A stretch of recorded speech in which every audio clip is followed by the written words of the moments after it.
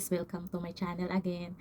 So for today's video guys, oh my god, I'm so excited na i-share sa inyo.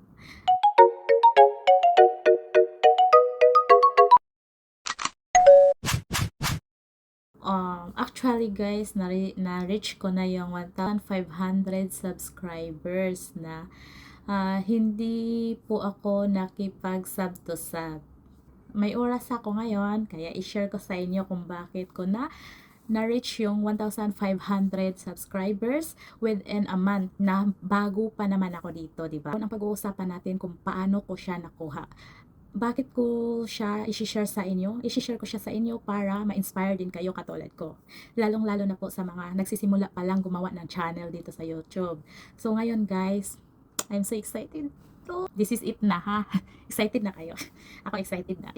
Without excited na ako na i-share sa inyo kung paano ko siya nakuha. Walang ka-import-import. So ito na siya. Siya. Ito na nga, i-share ko na. Nag-upload lang ako nag-upload ng shorts video. Yun lang. Hindi ko siya in-expect na mag-click. Kasi, pero alam niyo guys, sa totoo lang, nagulat ako. As in, nagulat talaga ako kasi nanood ako ng movie. Tapos, na-view channel ko yung channel ko. Na-shock ako, umabot na ng 500 subscriber. Ngayon, na-inspire ako. Nag-upload ako ulit ng mga shorts video. Kahit ano na lang naisipan ko. Nagulat ako na dagdagan. So hanggang sa umabot siya ng 1,000. Na-shock ka. Excited ako.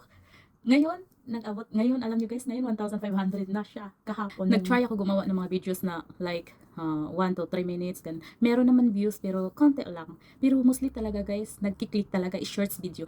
Alam niyo guys, sa totoo lang, kung nagsisimula pa lang tayo dito sa YouTube, alam mo kung sa base sa experience ko, ang kailangan lang natin gawin is consistency.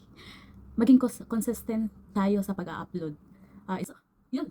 As in, nung nakita ko na nag-boom siya, as in, ganun. Samantalang dati, Diyos ko, dati sa una kong channel, grabe ako ka-upset, grabe ka-stress, kasi nakipag-sub to sub ako, lahat ginawa ko na. Pero yung subscriber ko, ang hirap paangatin.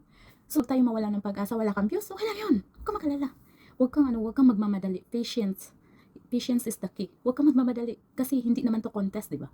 Kumbaga, go lang ng go. Malay mo isang araw, isa sa mga videos mo mag-click, di ba? Pero kung bago ka pa lang dito sa YouTube, shorts lang muna. Katulad ng ginagawa ko. Shorts. Tingnan mo yung nagustuhan niyo po yung video ko. Paki-subscribe naman po. Like, comments. Para maka-inspire din tayo ng ibang tao, paki-share na din po. So, ayun lang po guys. Maraming salamat. Consistency and patience. Thank you so much.